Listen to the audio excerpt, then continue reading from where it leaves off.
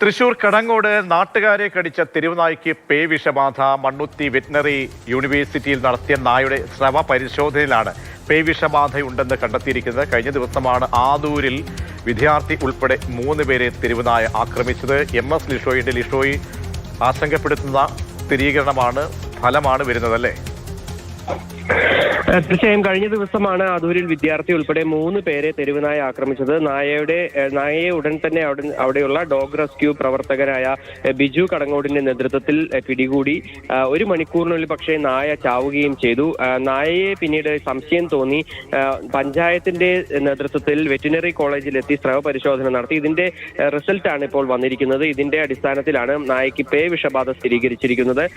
Puliyannur government UP സ്കൂളിലെ 7ാം class വിദ്യാർത്ഥി ആയ ഹന ഷെറിൻ, അതിനോടൊപ്പം തന്നെ ഫൗസിയ, അതുപോലെ തന്നെ റുക്കിയ എന്നീ 3 പേർക്കാണ് നിലവിൽ കടിയേറ്റിരിക്കുന്നത്. ഇവരെ മെഡിക്കൽ കോളേജിൽ വിദഗ്ധ ചികിത്സയ്ക്കായി ഇപ്പോൾ പ്രവേശിപ്പിച്ചിരിക്കുകയാണ്. ശരി, MS ലിഷോയാണ് വിവരങ്ങൾ നൽകിയത്.